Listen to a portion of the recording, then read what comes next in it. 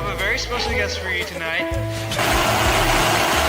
Hello, we've been expecting you. This is not a test. Your government and corporate overlords have implemented new measures for your own health and safety. We are just following orders. Everything is going to be fine.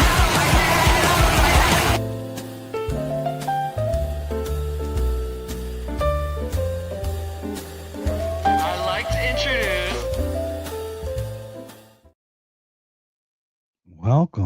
Welcome, sir. Yes, The last sir. ride. What's going on, man? Yeah, Last do you ride know- until Freedom Fest. I was going to tell you, did you want to like kind of update everybody, let them know what's going on? We'll talk about it at the end because Natalie's our special guest, so we want to bring her up as quickly as possible. I think, right? We'll talk about it at the end. How's your How about that? week? It's good, man. I'm excited. I'm so excited to talk with our guest today because we got so much cool stuff to talk about. Like, it's going to bring up so many nostalgic memories from like childhood and stuff. So I'm really excited. How about you? Well, then, no further ado. You can just bring her in. I'm How was excited your ride? because I mean, it was great talking with Natalie and Clayton last time, but now to get to talk with Natalie kind of one-on-one, get to cover some of the Gen X Michael Jackson stories we have kind of planned, and we're going to be all over the road tonight, but we're going to do a good solid hour, and it'll be a fun final ride. So let's do it. I love it, man. Yeah. Without further ado, Natali Morris of Redacted News. Hello. Hi, Natalie. Nice to see you. Hi, welcome. Thank you for the Nice to invitation see you. back. We didn't alienate much for you coming. and, preclude a second invitation. So that's nice. No, not at all. Not at all. We got Derek fighting the fight on our last stand. So thanks, Derek. Thanks for joining us. Don't worry, we got more stuff coming up. So Natalie, we've been embroiled in a bunch of stuff. We got a million topics. Let's just dive right in. Do you want to just talk about whichever's off the top of your head, and we'll just go from there? Yeah. So let's see. Biolab's conspiracy was real. Fauci manipulating data on COVID was real. So that's, some notches in the bedpost of conspiracy knowers. That's pretty exciting. Do you think they're going to do the data? They're going to re-up the Wuhan data thing. Remember how it went down in September of 2019? It's still not up, right? Yeah, it's hard to say what they're going to do. And, I'm on the fence of like how real was COVID anyway, the actual virus versus the, media spin of COVID. And so in order to watch the Fauci trials, you have to believe that the virus was really a real thing, that it actually was spreading throughout the country. And there are a lot of virologists who say that's not actually possible. So I'm watching it. There's just so many questions, and I'm pessimistic that we'll get real answers. For instance, the lab leak at Fort Detrick, in 2019, and the sudden respiratory virus in Maryland in July of 2019, we don't really get answers about those bits, but they were real. So, and yeah, with COVID, I follow both tracks simultaneously. Is it was a lab manipulation and it was a government lie, or was it real and just a government lie? I'm always sort of straddling the two. That's a great point. Have you seen Jeffrey Sachs' work about going all the way back to North Carolina, right? The University of North Carolina, the origins? Oh, no. But we've covered COVID labs in Boston that were manipulating the spike protein to make it, up to 20 times more sticky or what have you. I mean, that happened before the pandemic breakout. So we have proof of that as well. So I think for sure there's been gain of function. Whether or not the virus actually spread throughout the world the way they say it did, I don't know. I'm not the person to know, but I do listen to some virologists who say that it didn't. Who is Tui? Is that his name? I'm gonna have to look at my notes. Professor. What's kind of Tui? funny is like what's funny about people like us labeled conspiracy theorists and all this is we have thoughts. We're just open-minded. It is the mark of an educated mind to be able to entertain an idea without accepting it, right? That's just what we do. Right. All I know, I don't need to know whether Tyler James Robinson did it or not or whatever. All I know is that they are lying to us. I can show where and how they are lying to us. So I know whatever they're true. I just don't know what is. But that's what's beautiful about us. We're not stabbing here. We're actually going to follow where it goes, right? Yeah, sometimes in our line of work, all you get are the lies, and you never actually get the truth. And so then you're left to fill in the blanks. And a lot of times that's what's hard about this line of work that we do is we have to admit we know where the lies are. We're not exactly sure what the truths are that fill them. And so the questions remain. And usually the questions are the answers. So for instance, why would Anthony Fauci try to manipulate this data to show that it was not plausible that COVID was a lab leak when he knew that there was gain of function research on COVID, on coronaviruses? He knew that. He knew that gain of function was continuing despite Obama's ban on it. He knew that. He knew about various lab leaks. So the question is, did he do that to cover his tracks because COVID was a lab leak on his watch? That's the question, that's the whole. But now, I mean, aren't we past, didn't it expire now, the opportunity to prosecute? So that came and went, didn't it? I'm not sure because statute on the congressional hearing, I think, but one of them did expire this week. Yes. Yeah. And then, is the crime ongoing? Is there anything, that can be proven from when he left office? And these are the questions that, legal minds can answer. Is it worse that the academic manipulation? Because that is fraud. The worst thing was the mob mentality of this thing. Yeah. Once again, I don't know if you're familiar with like suicidal empathy. I call it's Gad Saad's kind of statement about. Are you familiar with that statement? No. What is? So what it is I just say in plain terms, they just weaponize our compassion against us. Yeah. To the point where we are literally so bubble wrapped that where's all the liberty and everything, because we have no freedom because the being contained is what's safe, right? Right. And it's telling that no Democrats showed up to the hearing today for the CIA whistleblower, who is a current CIA employee who put his neck out there to tell what he knew was manipulated government conclusions. And Democrats are like, no, don't hear that, don't see that. And it's astounding. What is the narrative that they are playing to by being absent? That COVID was necessary, that the pandemic we did our best, that lockdowns were just fine, that vaccine mandates were just fine. I mean, I did a piece a couple years ago because I just go crazy bananas when people say, well, we just didn't know any better. Yes, we did. I mean, I didn't, but I can search the literature now back to the 70s that says that young children shouldn't wear masks all day, that, school lockdowns harm children, that, yes, we did know. There's a lot of things we absolutely did know. That the 6 feet apart did nothing, alternating school attendance didn't, that kind of thing. Like, yes, we did. I can't abide it when people say, well, we just didn't know. And I think that's the problem is they just can't handle the backlash of this because they're tied to it.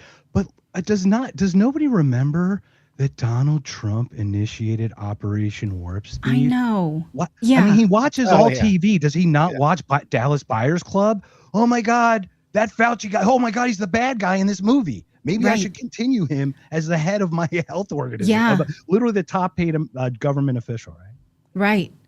Yeah. I mean, we can't, let Trump off the hook. And I think he said, I remember him saying like, personal choice and everything, but get the vaccine, whereas Democrats' line was no personal choice. You're getting the vaccine. So we can give him a little bit of wiggle room, but like, why was this federal funding used towards this? Why, didn't they listen to virologists who said you can't vaccinate your way out of a pandemic because it will mutate? Why? The questions just continue to go on. And like I said, I just do not ever accept we didn't know any better. Absolutely. No, and I think the reason that you have Democrats not showing up to that stuff today too is because It's almost like they don't care what, and this goes for both parties. They don't care what people think of them. They're gonna ignore this whole situation and just try and get it to go away as quick as possible. And by not showing up and by not playing into it, it gets out of the news cycle faster, at least in my opinion. I guess so. I mean, yeah, I suppose, because their voters will not hold them to account, and they had a mass exodus of voters in 2024. They just sort of have sat with their jaws open as Trump makes mistakes to recapture some of them. They've done nothing to deserve any return voters. So yeah, why bother? Why show up? Why do your job at all? Can I ask you about the whole Trump thing? Because this is what I think happened. Everyone keeps talking about this coalition that existed. And I don't see that in the slightest. All I saw was the left me. That was like the leading phrase. First was like Elon got booted, then this guy, then that, and they took these groups with them. It was the Democrats throwing people off of their boat, literally into the water. Where else are they going to go? To the other side. What a shock, because we have a binary, ridiculous system, right? So this coalition that's fracturing was never a coalition to begin with. We were just fed up with men beating up women in sports.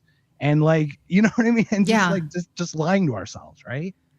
Right. And so how now do we talk to ourselves for having supported Trump in that way? Even if it was reluctant, even if it was very much, I felt like I needed to vote against the Democrats. I needed that to happen. For the first time in my life, it was a big middle finger, and it felt really good to do that.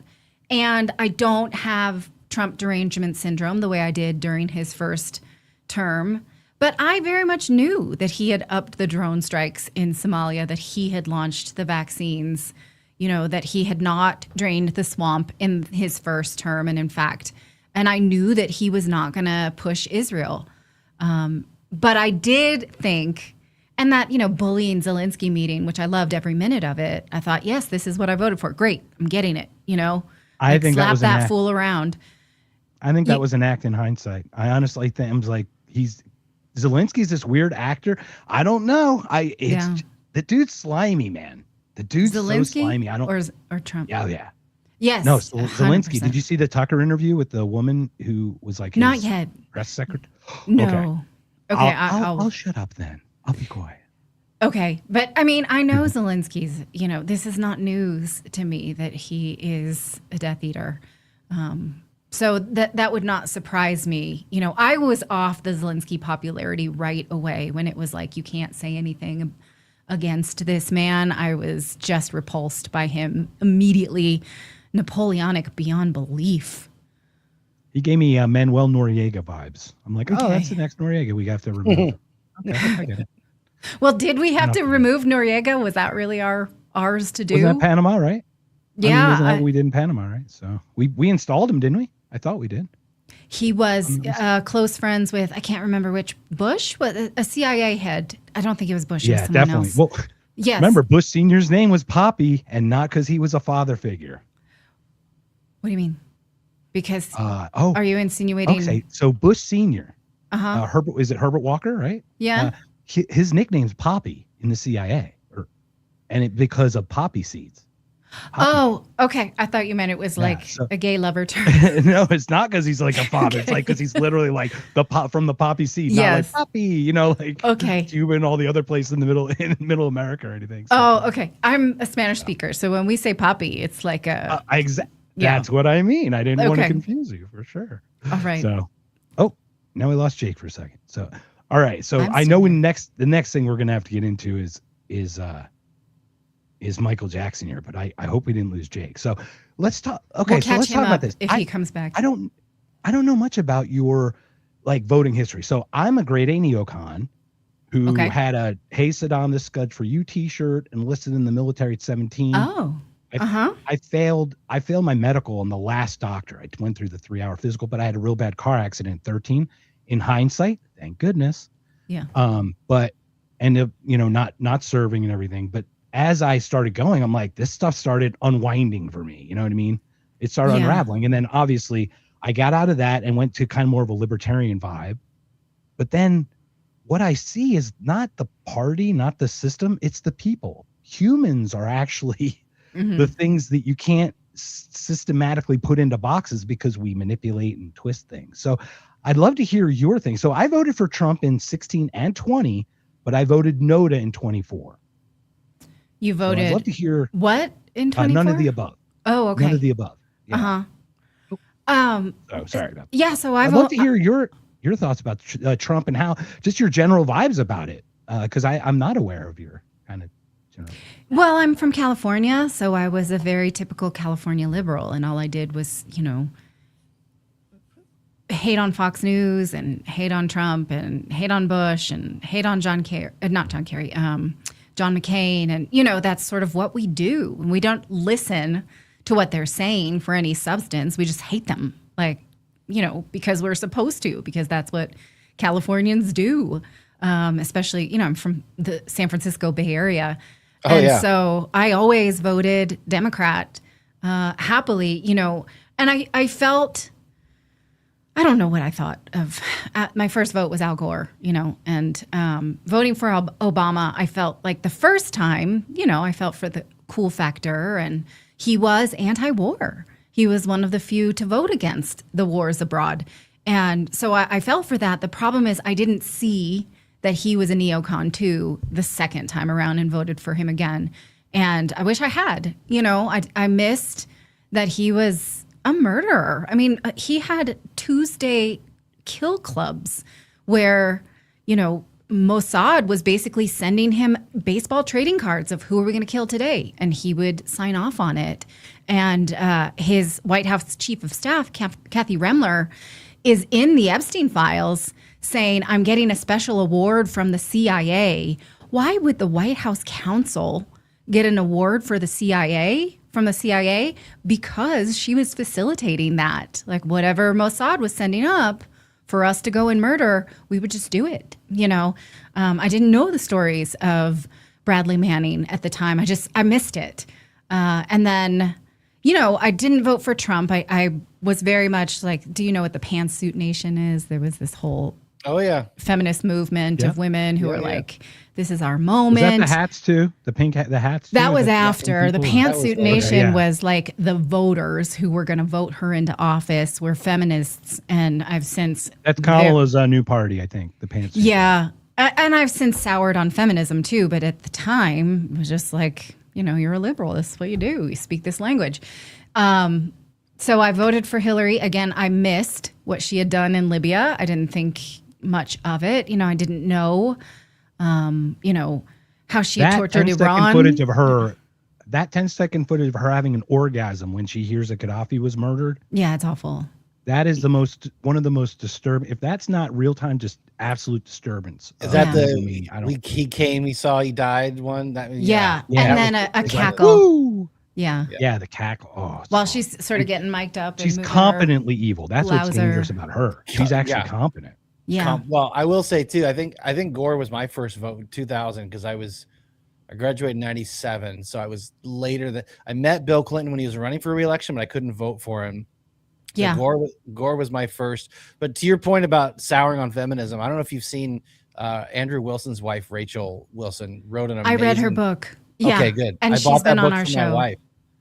What does she think? She's halfway through it, but so far, there's a lot of things that, again, adjacent. I didn't have that viewpoint growing up, but a lot of things that I think women in our generation kind of grew up just assuming. And I heard Rachel on Rogan's show when I first heard her. I was on an airplane. I listened to the whole thing, and I was like, I bought the book on the plane and had it sent to I was really surprised it was so short, but it has it's not missing anything. It has everything it needs and not missing anything. So I gave it to her as a gift, and she really enjoys it so far. It's really upsetting. I find it so upsetting that we were sold this Sex in the City empowerment, and the Sex in the City women have lived long enough to be a cautionary tale. And, so many women in my generation are wrecked from it. Have you seen the Birth Gap documentary? And it's a lot about our generation and how, feminism, go do your career, all of that. And I mean, it was the same for men too. And now there are just millions of people who find themselves what he calls unintended childlessness. They always thought there'd be more time. I can eventually have kids. It's fine. I'll put it off. And then they're alone in their old age. It's tragic. Biology has an interesting way of kind of, I hate to say making, but compelling us to make certain choices at certain times in our lives. You know what I mean? Because biology, I'm just saying, general biology, like just getting to tomorrow. You know what I mean? Like, obviously, as younger, you can have more children, be healthier during the birth. You know what I mean? There's a lot of benefits to youth in that, right? But it fights against the social things that we lay over top of the biological stuff. Yeah, exactly. Yeah, I'm disappointed, but I have 2 daughters, and I'm like, we don't do girl power. You can empower yourself however you want. It has nothing to do with being a girl, and we don't pit ourselves against men. And so, at least you can help the next generation reject that. And the problem is that feminism is sold to us as a rejection of the choices that our moms made. So it's very much like our moms didn't know any better. They didn't have the empowerment that we do. We are much wiser than them. And that's a very purposeful isolationist message, because then you don't go to your mom for advice. And when your mom says, like my mom did, maybe you should try to, be married by 30 so you can have some babies, and I was like, how oppressive. And the data shows that if you don't have babies by the time you're 30, you have a 50% chance of ending up childless.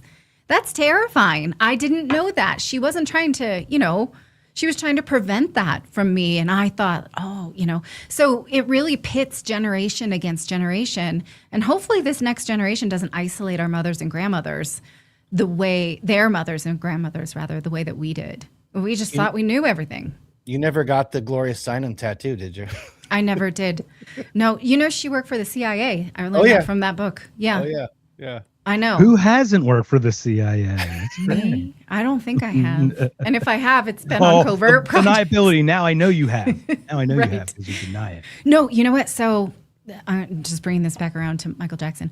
Let's start with Michael. We've got Jake back because we lost him. Jake, I wanted to wait before, so we got in a tangent. So Michael Jackson. My internet went out. I had to restart. It happens. That's okay. It happens so I had no idea of this whole thing about how there were faked tracks that Sony put out after Michael Jackson's death, and now the people who made those tracks are accusing him of sexual abuse. So I'll tell that story in a second. I'll tell it from soup to nuts in a second. This gets good, Jake. Buckle up, buddy. This gets good. So my complicity in that is that when I left CNET in 2011, I had a new baby and I just lost my job. And I had an agent, and he said, Sony and the Michael Jackson estate want you to do a satellite media tour. So what you do, what this is you sit in a room and then you go live in Boston, and then 20 minutes later you're live in Albuquerque, and then you're live in San Francisco, and then you're live in Chicago. And you do the same spiel for all these local news stations, basically the morning shows. And what my job was to talk about going to michaeljackson.com, getting his new music and uploading user content for a new music video that they were going to put out. So I didn't realize the estate and, Sony were basically like selling counterfeits, and they were trying to get around this whole. So anyway, that was my small part in this. So when you talk about being complicit, I didn't know. So I'm assuming they had the masters, and they were just manipulating music to make other songs and then release them as. I'll tell you the story. Okay, here's the story. And if you, there's a great documentary called Faking Michael by a guy in Australia who is in the music business, and he knew right away as soon as he heard these things. So, okay, let's just start from Michael Jackson's death in 2009. It was June 25th, 2009. 2 days later. Was that long ago? I know. It feels like it was yesterday. But anyway, 2 days later, one of his very close family friends named Eddie Cascio applies for a copyright on some music. 2 days later. Now, the Cascio family has just in the last month come out and said Michael Jackson sexually abused all 5 of us. the Casio family was his really close family friends. He would stay at their house often in New Jersey. It was someone that befriended him when he was at a hotel and was like, come meet my family. Michael Jackson, he was looking for a lot. I don't know what he was. I'm putting words in his mouth. But anyway, he was close to this family and stayed with them a lot when he came to the East Coast. And there are videos of him playing with them. They defended him to the death. They defended him until his death to the nines. When he was accused in 1993 of sexual assault and when he went to trial for sexual assault in 2005, the Casios were all over the media. Absolutely not. He could not do this. We spent our childhood with him. We're close to him. So after he dies, 2 days later, one of the Casios files a copyright. Then they go to Sony and they say, we have unreleased tracks that you can release. We have 12 of them that he recorded in my basement. And we'll sell them to you. So they got a really high-powered Hollywood lawyer to sell them these tracks to Sony. Jeez. The tracks then get to Sony. There's 12 of them. And they give them to producers and like, okay, let's use these. And then these we had when he recorded this one in New York and this one. And, they had a massive catalog of unreleased songs, but they also had these Casio songs. Immediately, people in the business were like, this is not him. This is not right. None of his trademarks are there. He had microphone bleed a lot. He would listen. He had his headphones too loud and it would bleed into the microphone. The part in the movie where he's like snapping and clapping is true. He never could stay still when he was at the microphone. So his sound engineers always had to take that out. And the song is called, you'll have to listen to it later, that was released. It's called Breaking News. And it's lame as F. It's really lame. And the opening line is, everybody wants a piece of Michael Jackson. And my God. He would never sing his own name like that. No. He just never What? did. He sang about himself in the third person. What? Right. So they were like, I've never heard. Okay, this is weird. We don't think that this is, valid, but the Casios were Michael's closest friends, so they couldn't have. But they said, oh, actually, it sounds like a guy named Jason Malachi, who was a well-known artist who sounded like Michael. And they're like, we're pretty sure this is Jason Malachi, but this is weird. Why would his closest friend say this? So it goes through, all of this litigation. The litigation is separate. So his family hears it, and his mom is like, absolutely not. This is not Michael. You can't release any of the Casio songs. We've heard them all. They're all garbage. That's not Michael. His nephews, his brother Jermaine, his people who had worked with him in sound engineering and recording for decades were like, we're not really sure. But his lawyer had cut a deal with the Casios that they had to use those tracks. Why? I don't know. Why would they do that? Man. Yeah. Every time it's the lawyers. It's his estate. It's John Branca, who's in the movie. Yeah. Extremely, problematic character. So they go forward. They release them. There is a fan outrage. And I didn't follow this in 2010. I had just had a baby, so I kind of missed this story. That's the litmus test right there. What do the fans think? They were furious. Yeah. Furious. And so it gets to a point where the lawyer releases a statement saying, look, we have forensic experts who said that this was it. Before they had even done that, when the sound engineers and the family was pushing back, they had a meeting. They asked the Casio, and the other guy, I can't remember his name, is married to his sister, the brother-in-law. So it's the Casio family, and said, can we have the raw files? And they're like, that was destroyed because Michael liked his vocals so much that he asked me to destroy all the outtakes. Okay, well, do you have his handwritten notes on the songs? Destroyed. Do you have any other backups, any other pieces of this? Because his songs were always really stitched together with a lot of elements. Yeah. We have nothing. They have nothing. And they said, well, a lot of our experts don't really believe this. Would you be willing to take a lie detector test? No. And so Sony goes forward, releases 3 tracks on the album, and the fans are furious. It gets to a point where a fan litigates. A fan in California, her name's Vera something. She's like, yeah, I'm going to make them prove it to me because this is consumer fraud. It's the same as if I bought Cheerios and got, something else. Smart. We are defrauded. Yeah. And I don't know much about this woman. Vera Sargova, I think is her name. Let me see.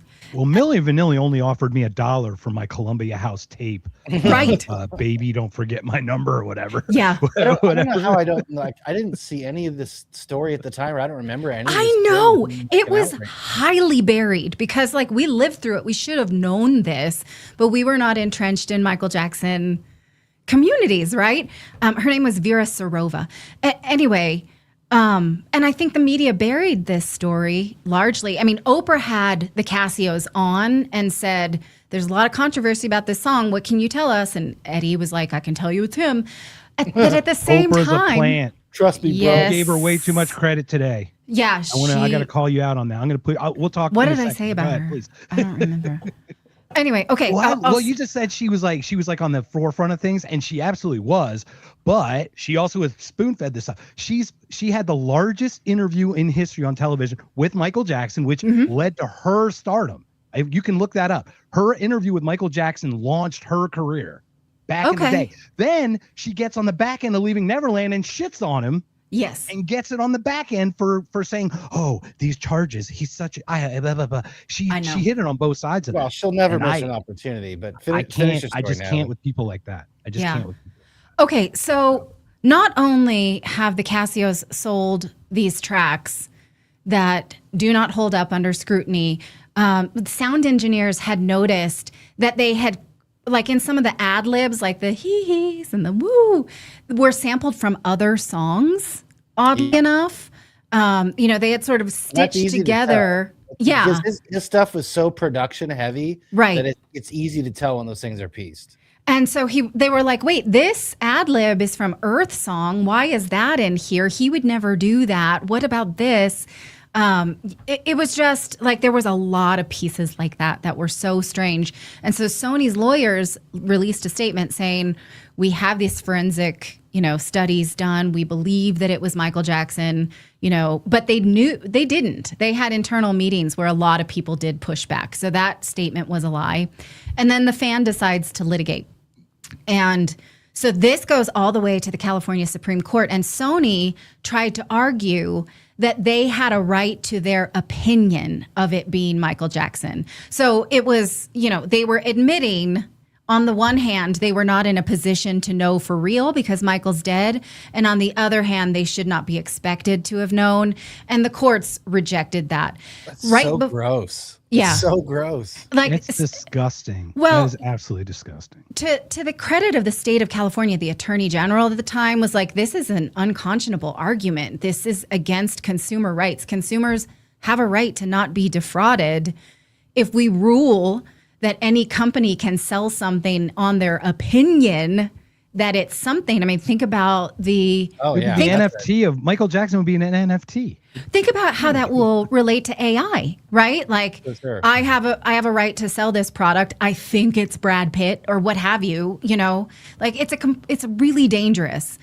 And I'd buy Brad Pitt, for the record. I'd buy Brad Pitt. Okay, well, I mean, AI Brad Pitt. You never know. I mean, if I can't tell the difference, it's fine. Okay. You already scammed me 3 times this year. Last year was some Nigerian prince. The year before that, it was Gwyneth Paltrow. It was really weird. I keep getting scammed. Damn you, AI I have Brad an open Pitt. heart, I guess. But by the way, Oprah Winfrey, Michael Jackson, February 10th, 1993, drew 90 million worldwide viewers. It's still one of the largest interviews in the history of that. And what she did in Leaving Neverland after that, I thought was so evil. I just thought it was so bad that she took it back into that. Yes. But. Yeah. Completely unconscionable. And that movie is full of holes, chock full of holes about their accusers. So anyway, in the same way that the Casios are now. So right before the ruling came out, now oddly enough, the Michael Jackson estate paid for the legal fees of the Casios, which was so weird because the Casios had defrauded the estate and Sony. So Sony and the estate were victims of fraud. Why would they be paying the legal fees? I don't know. I don't have an answer to that. I wonder if that's part of the settlement is that they have to pay the legal fees. Well, the Casios never had, their feet held to the fire. It's illegal to forge art. The FBI has an art fraud department for this very reason. So it was never proven, but The artist who most people think it is, Jason Malachi, has never denied that it's him singing. And again, the Casios never took a lie detector test. So right before the Supreme Court ruling, the case was settled, and Sony and the Michael Jackson estate removed the fake songs. And so that A&R guy got fired real quick. Right. And so that's how that ended. But there was never really, justice for Michael Jackson other than the fact that these tarnished songs were removed from his legacy. So then, now in the last month, all 5 Casios have come out and said we were victims of sexual abuse. Oddly enough, again, they defended him until his death. And then the next day, 2 days after his death, filed a copyright. They also have sold things at auctions for big money, such as his underwear, a bottle of pills that he left at their house, a statue his kids had given to him, said world's best daddy, like personal items. One of them wrote a book called My Friend Michael, in which he again completely denies that Michael Jackson could ever be a sex abuser. And then, they, in 2020, after leaving Neverland, they decide, you know what, this is really bad for the Michael Jackson estate. We're going to claim sexual abuse too. We want a big settlement, or else we're going to be the next accusers to come out. So for whatever reason, and I don't know why, the estate gave them a settlement of $16 million, which would be paid out, between the years 2020 and 2025. I can speak a little bit to the settlement stuff, though. Liz Taylor told Michael to pay off the $20 million when he paid off that settlement. The Chandler. Remember that part? Yeah, the Chandler one. And he said, I do not want to do it, but she said it's just gonna blow over.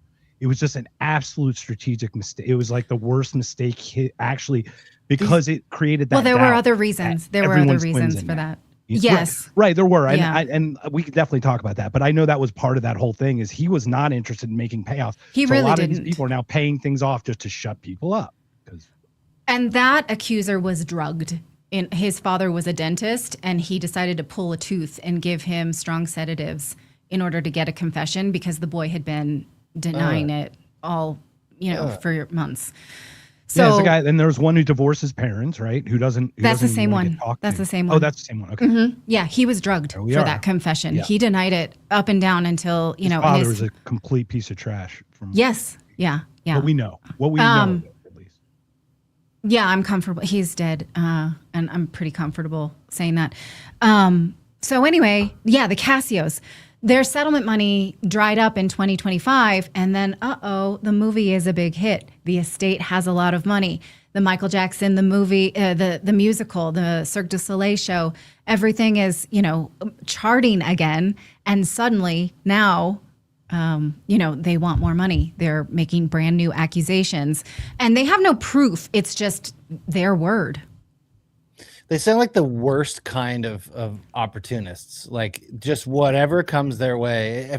From your story, it's like whichever opportunity we have to just cash in, we're gonna do that. And that is like the lowest kind of person to me. I can't. Look, it's possible that all 5 of them are remembering new allegations. Sure, that's possible. You're being quite charitable. It's incredibly unlikely, because they have such financial interests. They have already been caught defrauding the estate. Yeah. They have already cashed in on their friendship, and their credibility issues are just mountainous. So I don't know how but it's, the credibility of every Michael Jackson accuser has had these same issues, not exactly the same, but there's always financial incentive, shifting stories, conflicts of interest, and their witnesses are always people who owe Michael Jackson money or stole from him. I've had the honor, like I mentioned, I had a 3-hour podcast, 2 hours, 45 minutes, something, with Taj Jackson. Michael's oldest nephew, about the allegations. This is back in August 2020. Leaving Neverland had come out that summer, and I'm not going to lie, I could not perform after watching. I was so disgusted by how that movie made me feel that I couldn't function for like a week. You know what I mean? Like, I was just, I just felt just absolute dirtiness. And then I got online and I came across this woman, Jess Garcia, rest in peace. She passed away, long story short.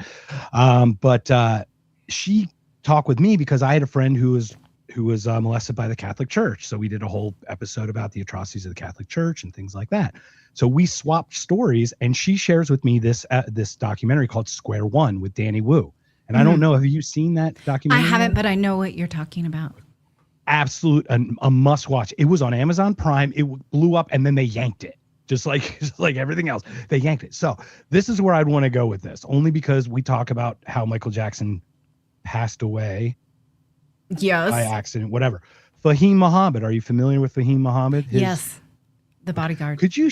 I'd love to hear your take on the Fahim Muhammad thing. And I don't know, Jake, if you know this, but this stuff, the way you connect things, and this is what we do as conspiracy theorists, we just connect the dots. It's not that difficult, right? Yes. I want to find, because this was actually Clayton's find.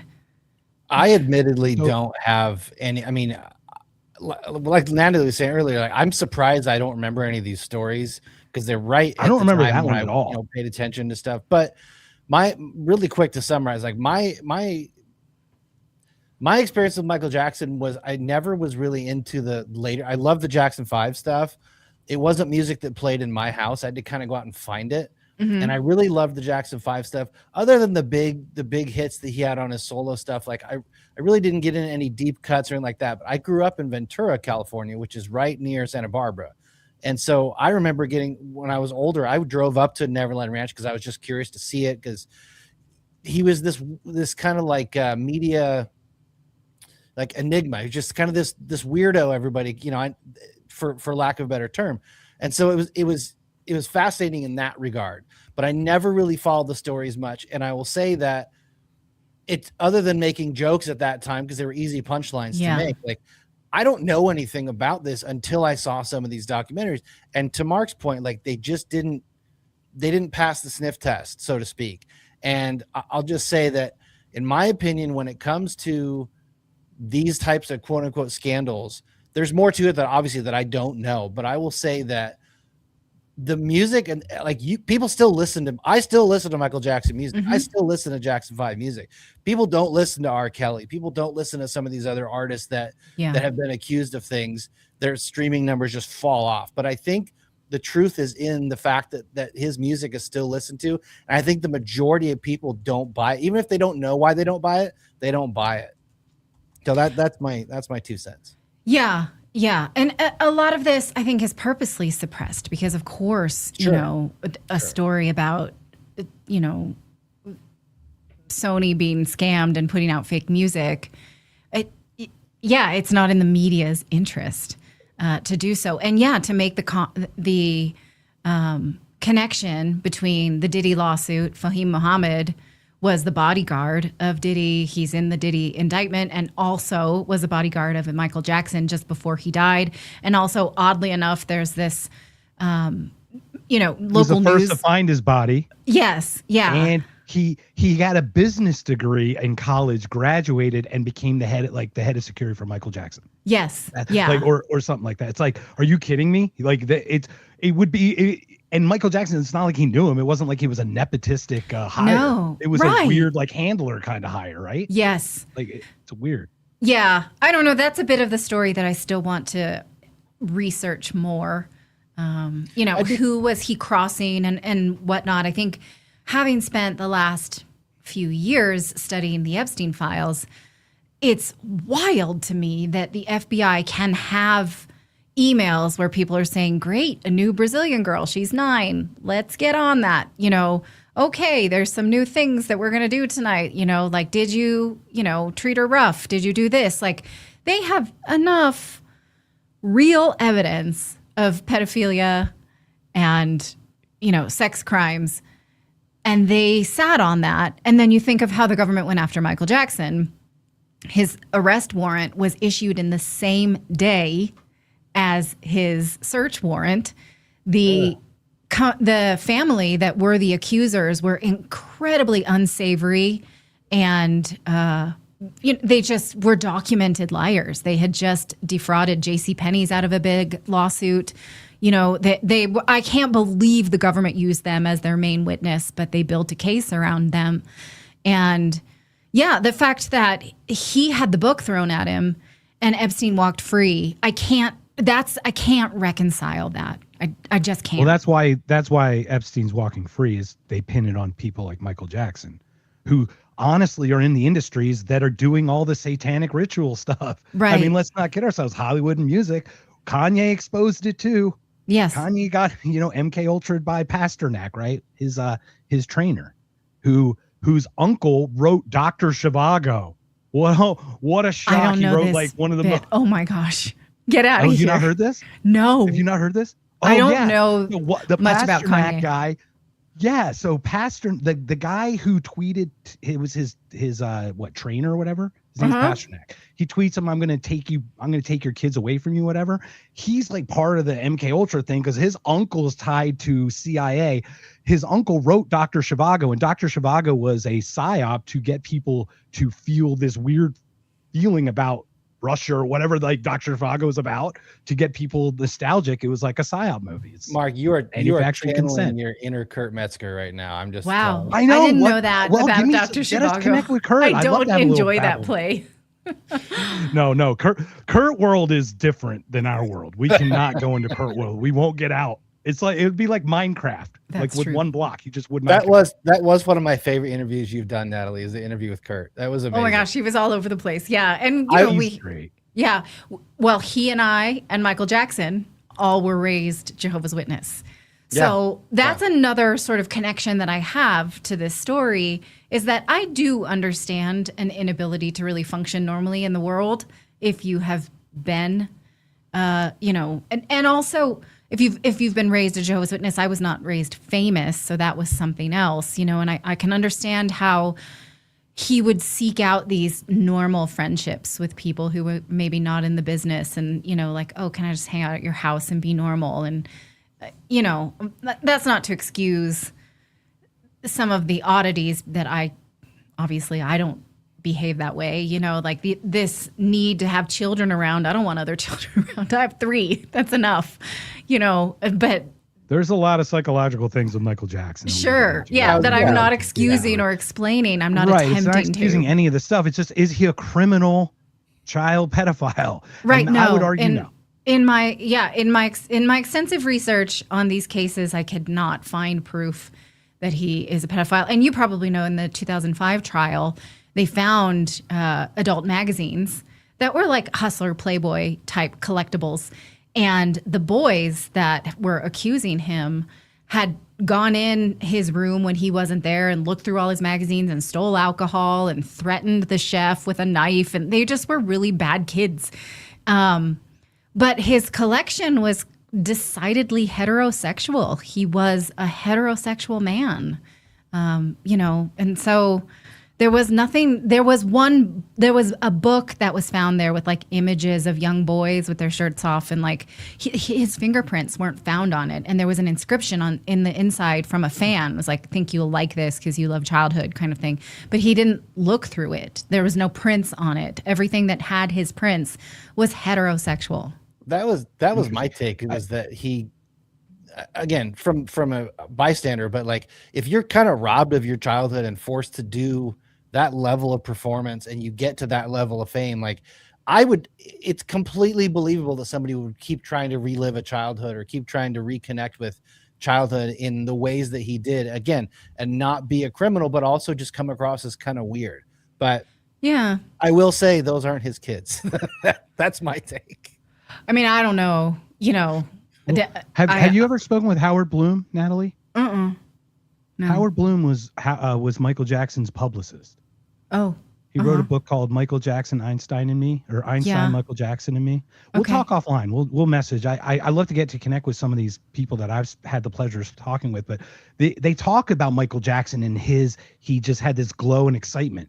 And he was talking about how they were going through the album, like artwork of the album.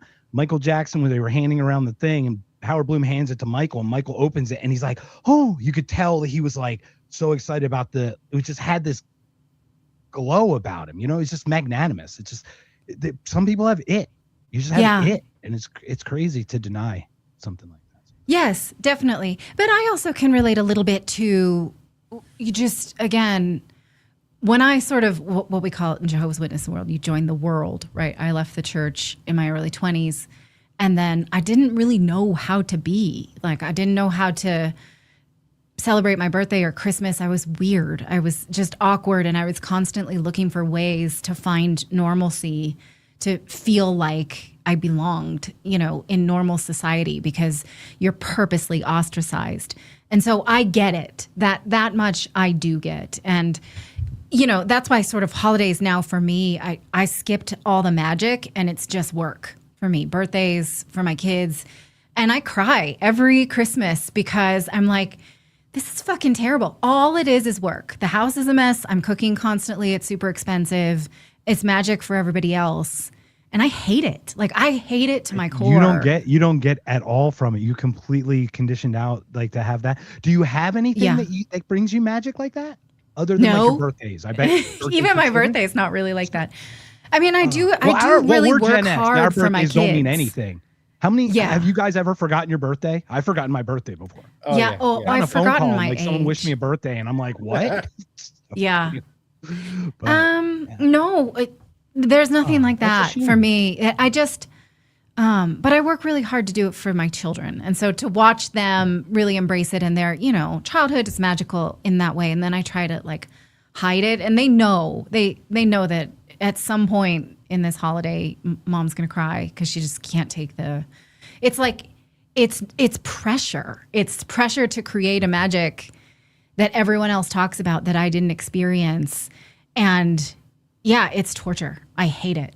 So I can totally understand that perspective. I totally can. A lot of people probably can't even perceive that, but that's unfortunate. Well, but can you live vicariously through your children? Then you live vicariously through your I do. lives. But when they're a little bit older and we're not, I still have, my youngest is 9. And when there's no longer the characters of the holiday belief, I'm not going to do it. I'm going to go away during the holidays. Like, right. Clayton knows that I will do it for their childhood for a certain amount of time, and then I will not, and I will be so happy to not do it anymore. Like Jehovah's Witnesses, they always get out of town. I was raised in Northern California, so we always went to either snow skiing in Tahoe or Calistoga. We would go to some spa treatments and stuff and just get out of town for the holidays so that we weren't just seeped into everything that we were missing. And it's cheaper because you're not buying gifts for all of these people. Uh-oh. Uh-oh. Uh-oh. Oh, no. I'm glad I'm not the only one. Oh, no. Come on back, Natalie. I'm glad I'm not the only one. My internet took a... I know yours did. Mine did last week, the week before. Well, we'll let her unfreeze. Perhaps she can jump back on here. So, Jake, man, last show. This was awesome. No, this was amazing, man. This is good. I had a couple clips pulled, but I don't even care if we don't get to them. Yeah, I mean, I let's do it if we get Natalie back. Do you want to hit him now, or did you want to get Natalie's feedback on him? No, I was just gonna add too. Like, I don't know how you feel about Christmas, because I know you don't have any kids, right? So it's like, for me, Christmas is I have mixed feelings on it. Like, it's all about, to me, it's a kid holiday anyway. It's like so's Halloween. Halloween's a kid holiday. You'll never catch me putting a costume on as an adult and going to a party. Like, if I just do that as an excuse to get drunk, I'll just go get drunk at the party. I don't need to get dressed up to go do it. So Christmas is the same way, in my opinion. And I love doing things for my kids. I like to go all out for my kids, but there's no like magic or joy in Christmas for adults. And I didn't have that experience like Natalie, as far as, being raised away from it. We celebrated Christmas really strong and very regularly. I mean, I got a new dirt bike for Christmas one year. Like, we had good Christmases, but there's a certain point where it was just like, I don't know. I don't even know when the switch happened, but now it's like, I just loathe the whole thing. All the setting up of, decorations and tearing down like the whole like rigmarole or whatever you call it of doing Christmas stuff. It's like I'm over it completely. Yeah, it's kind of we're not going to end this on a bit fest, but to your point, man, my Christmases were glorious, man. They were awesome. My parents did everything. We're a German family, so very traditional Lutheran. So we do Christmas Eve. So we do dinner and then do all the presents Christmas Eve and then go to sleep and then wake up. Everything already.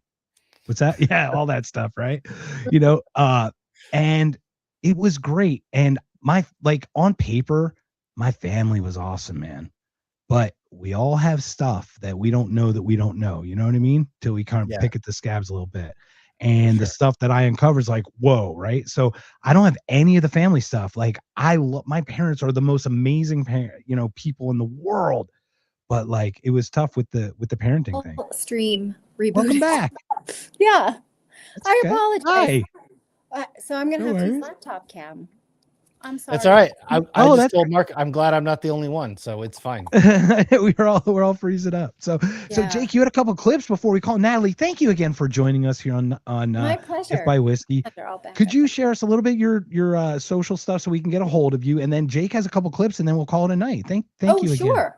Yeah, it's Natali Morris. There's no E on Natalie on X, and then Redacted News on YouTube or whatever platform you'd like to watch us on. And I can vouch it's a hell of a show with amazing production value. But like, I've had people come over that kind of don't watch it as regularly as I do. And I'm just going to say, like, they walk in the room and they go, especially some of the stuff Clayton covers, and they'll watch it and they go, man, he does not give a fuck, does he? I go, nope, no, he doesn't. Open your mind when you watch this, guys. Don't fight it. Just let it be. Let it kind of like conscious. Let it flow through you, like you're meditating. Let the words flow. You don't have to catch anything. Just let them talk. Listen. Right. Although when we go to social engagements, I'm like, no 9/11 talk tonight, honey. No aliens. Don't say Tower 7. Don't say Tower 7. Don't ever say Building 7. That's Clayton. That's Clayton's white whale is Building 7. Yes, I swear to God. Have you guys had Clint Russell on yet?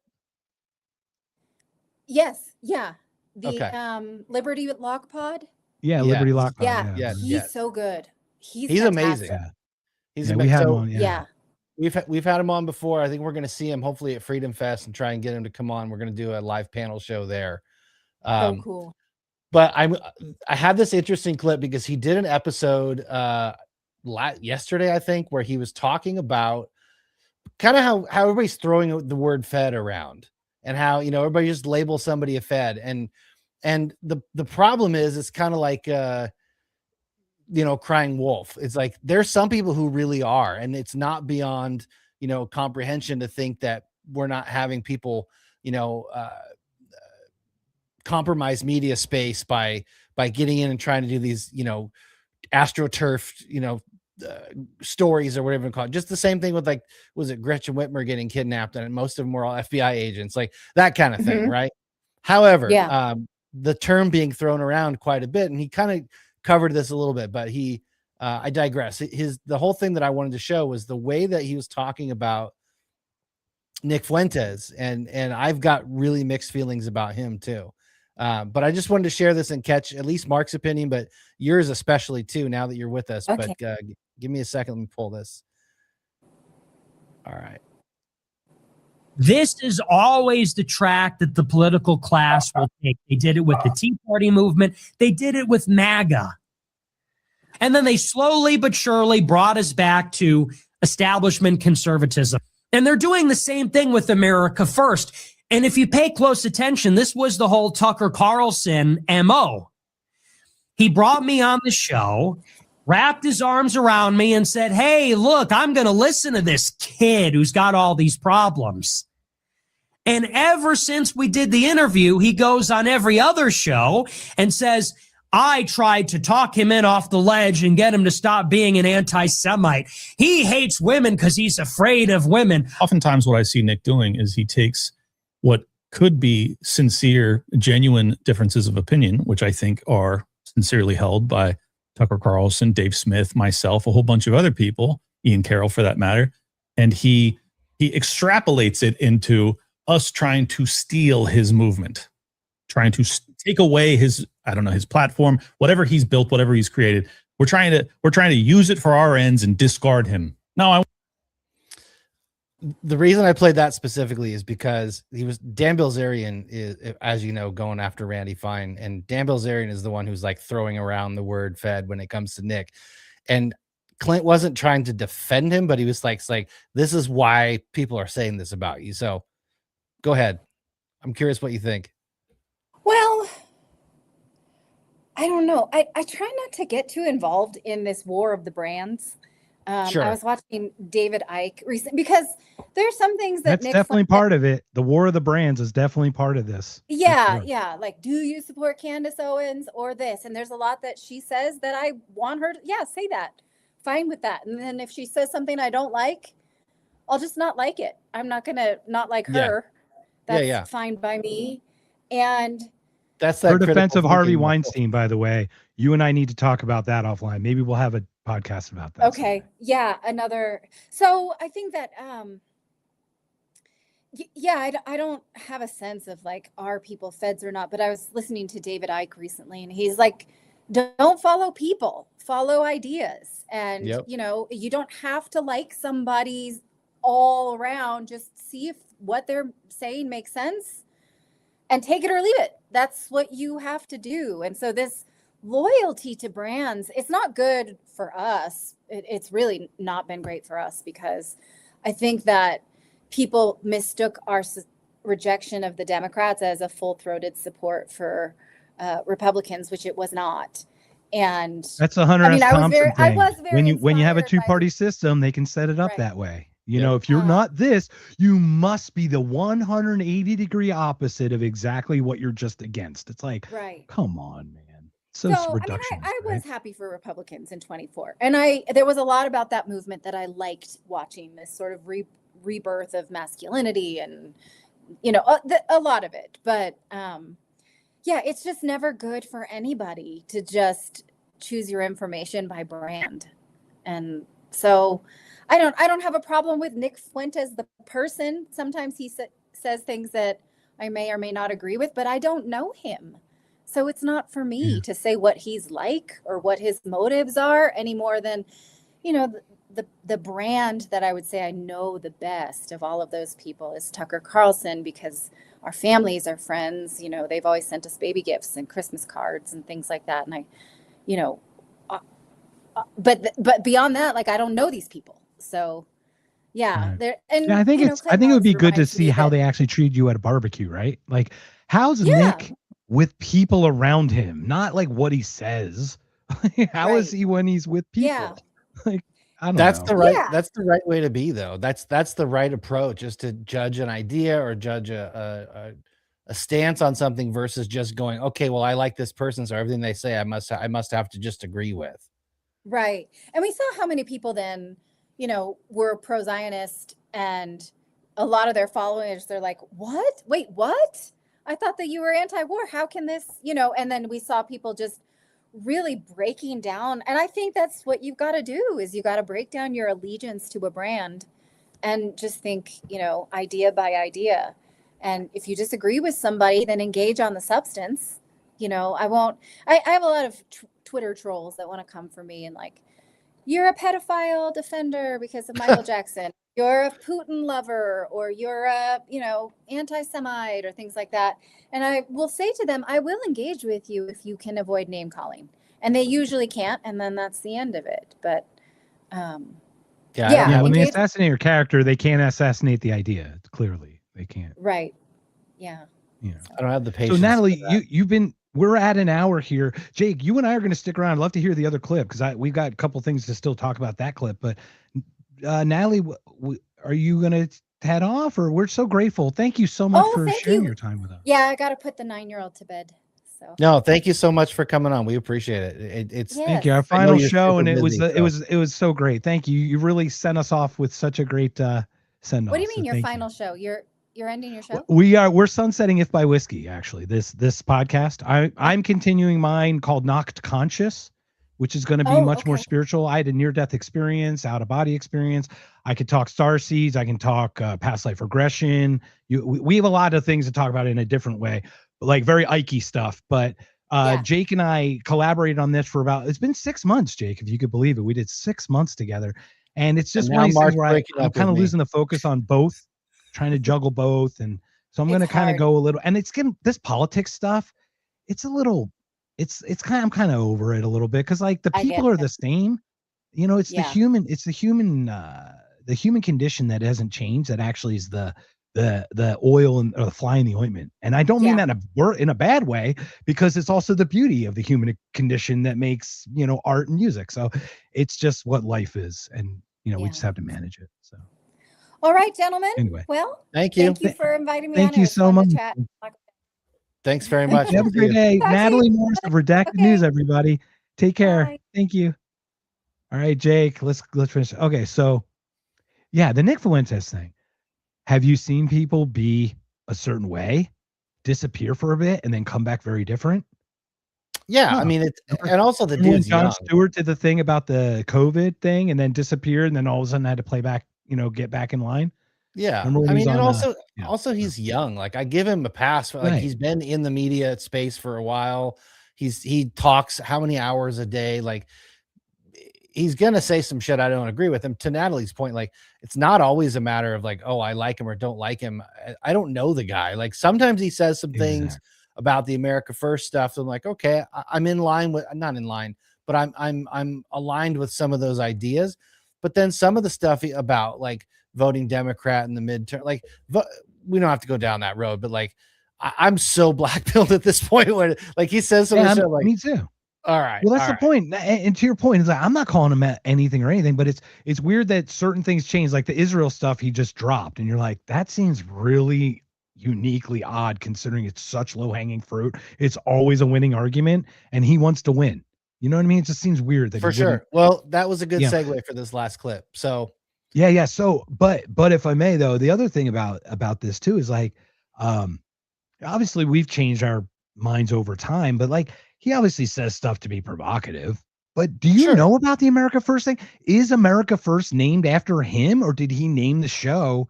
Like, who literally coined the America First thing? Because I can understand him having an ego attached to the name and it's mine, but I'm not agreeing with it, but I could see the perception of that. I mean, it's not.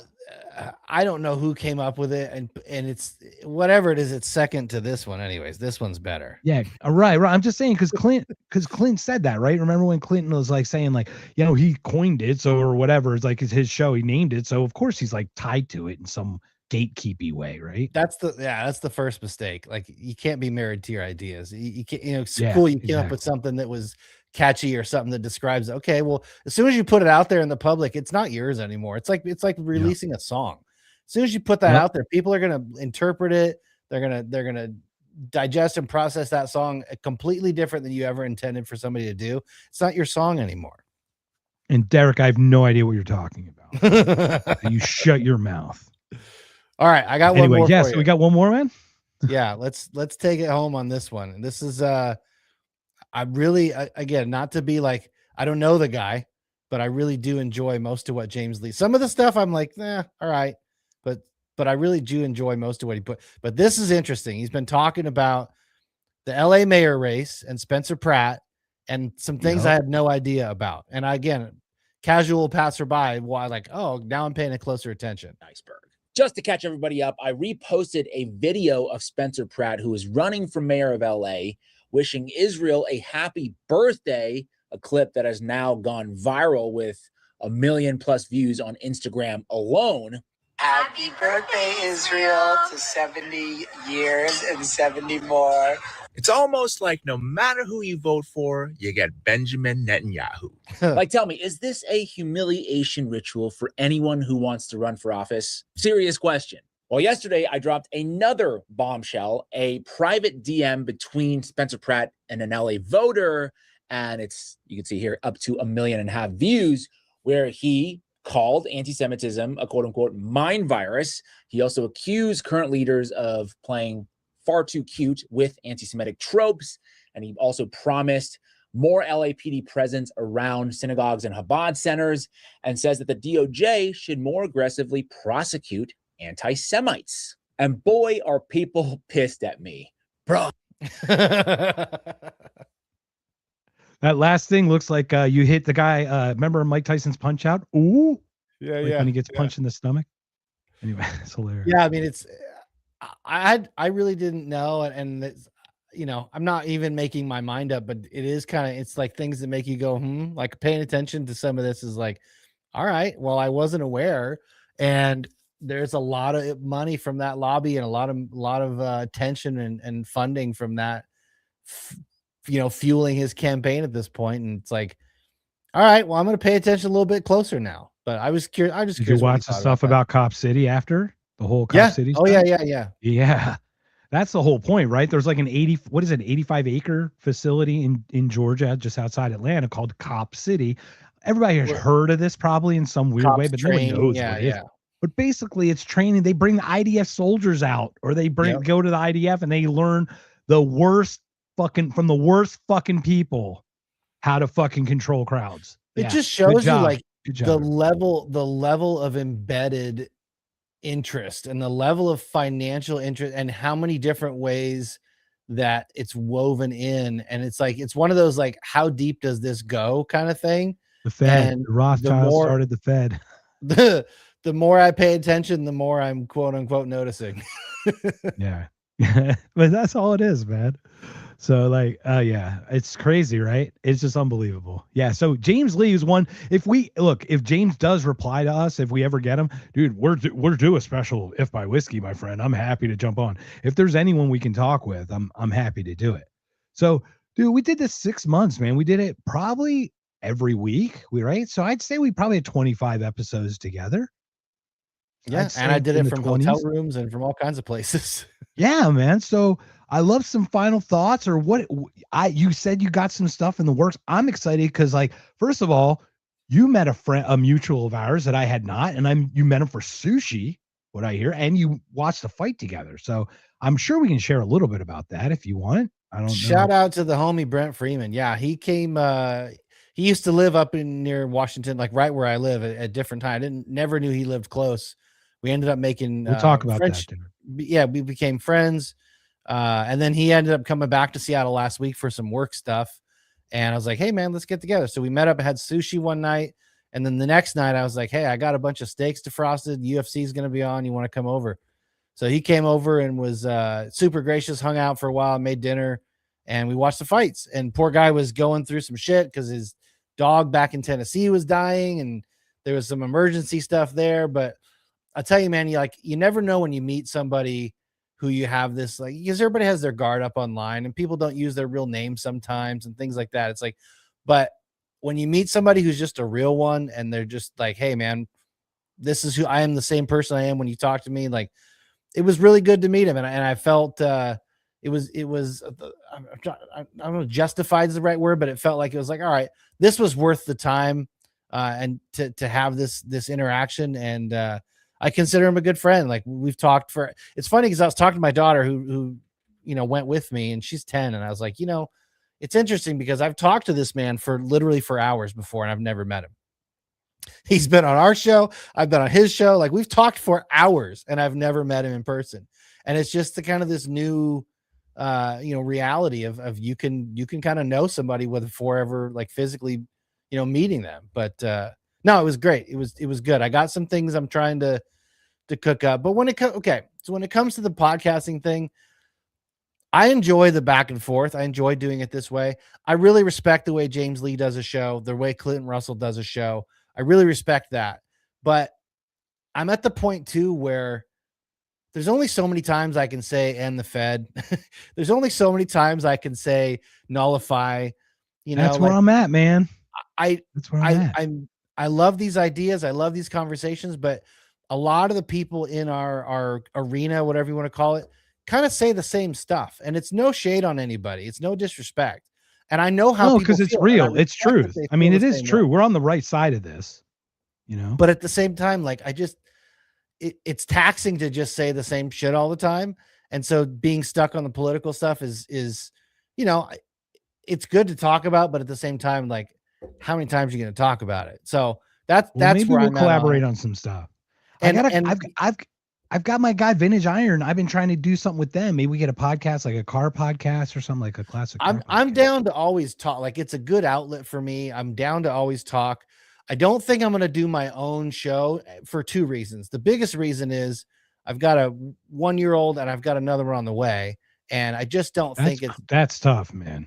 I just don't think it's a good use of my time to really try and dive in and do something because look, to do a show like James Lee or to do a show like Clint Russell, that's a full-time job.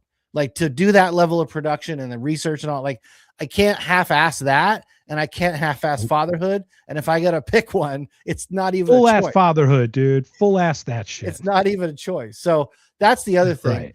And then the other reason, honestly, is there's a fucking billion podcasts. There are so many podcasts that the world's not going to miss it if I don't do one. And I'm okay with that. Like, I don't have an ego about it. I'm fine with that. There's enough people out there saying what I would say anyway, and I don't have to worry about being the one to get that message out. I'm totally in a line, and that's kind of why I'm like the pivot that I'm talking about. Like, next week, I actually have John Graham, that guy from that giraffe.org or whatever. And we're just going to talk woo. Because remember, he said he was like the Edgar Casey Society and did psychic stuff. Yep. I'm going to talk with him about all the crazy shit. Just because, like, I just want to get into that because I don't need to believe it. I just need to I just want to hear his story. Let him share his stories. You know, I want to hear it. So I'm going to try to do a lot less of that. You know, a lot. I don't know. Get a hold of me if you ever want to do collab on something. Well, obviously, we'll put something good together for Freedom Fest. That's going to be a blast. Absolutely. And speaking of that, Derek's talking about this festival, dude. Derek, go. I'm telling you, go now. Sign up now because there's tiers. The prices go up the closer it gets to Freedom Fest. You get $100 off. I'd love to meet you too. Like, I have so many questions. I'd love to meet you. Derek, yeah, definitely. And Derek, honestly, man, watching your kind of transition through this, because like you kind of came from, I'm not going to accuse you of a side or whatever, but you had a certain perception worldview coming in. And I would argue that probably in the few months that you've like watched with us and kind of grown with us as we've learned stuff, you've kind of changed some of your stuff. So it's so refreshing to see that too. Because you're like, oh, I read this thing and it's awesome. It's like, yes, that's exactly right. So anyway, so that's where we're at. So I'm going to be doing Knox Consciousness on Wednesdays at 8 p.m. I don't have a full schedule. It's literally John's next week and there's nothing after that. It's open. So I'm kind of like doing one of those, to your point, like I'm just going to put it out there. And if the energy wants me to do it, I guess it'll find me some guests, right? Like that's for sure. I'm always down to come on and bullshit with you. It's always a good time. Absolutely. And we definitely going to do that. Brent and Tyler Todd are doing this really awesome thing Memorial Day weekend or Memorial Day week. I think we should all talk to them after that because that would be it's like a men's thing, like 15 to 20 men. It's a pretty cool thing. So Jake, man, final words before we close the doors on the whiskeys. No, man, thanks for the opportunity. I mean, I know you had an existing show and an existing brand, and I appreciate the opportunity to come on and step in and do this with you. I mean, we hit the ground running and it's been super fun and I don't regret any of it. It's been a good time and I'm always down to collaborate on anything you want to do. It really was. And I'm grateful. And like I said, like I threw you the keys right away because what the heck, man?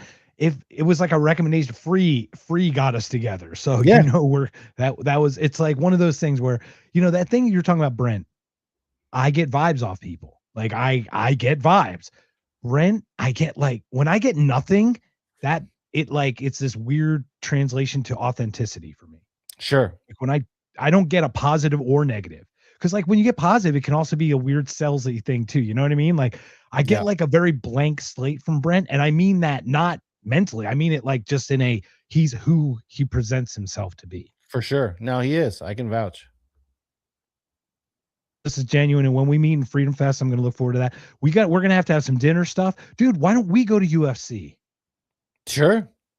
Like, let's see if we can get tickets. Cause like, we don't know. It's still TBD, but I talked to my girlfriend about it and I might do that, but we're going to see Jimmy Carr on Friday night at the Encore.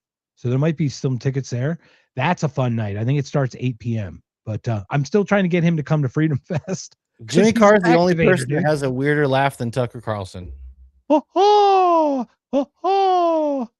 That's exactly what I've been studying that one forever, man. By the All way, right. if you haven't watched it yet, watch the roast of Kevin Hart. That's all I'm going to say. I will do that right now. Well, I think do you want to read our final from Richie? Rich, this is your buddy doing this. Cheers to you too, Rich. His son just had his first birthday today, so. Oh, happy birthday. That's awesome. Well, thanks for Happy spending birthday to some time with Weston. us, Rich, on your son's first birthday. But get back to your son's first birthday, man. That's pretty important.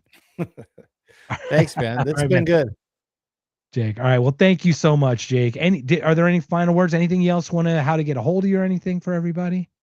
No, I'm at Left Coast Speed on X, and it's my only social media. And come holler. I enjoy engaging with people, and I don't have the desire to go back and forth and argue, but I do have the desire to put some ideas out. So you can find me there. All right. So, Derek, If by Whiskey podcast at proton.me. Jake and I still are in that. So shoot us an email, bro. We were talking, you said you wanted to, or knocked conscious podcast at gmail.com. So either one of those we'll get you, Derek, because we're both interested in that. So Jake, again, man, thank you so much for the awesome times. And by the way, I will say you have a way of getting guests that I just still am scrambling to even get. I can't even get guests that you already got for us. That's how. So kudos to you on your tenacity and your ability to do it, because I am obviously not, I'm mentally challenged in that way.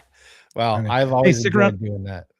Stick around on the backside. We're going to play this outro for the final time. Guys, everybody, we'll see you guys at Freedom Fest, July 8th through the 12th. It's gonna be a banger. Everybody, take care, everybody. Bye. See you then. Thank you, everybody, for joining us on this Wednesday night. This has been If by Whiskey, and we hope you have a wonderful, wonderful evening. Subscribe to If by Whiskey. Fuck Liberty Lockdown. Subscribe to this show. No, come on!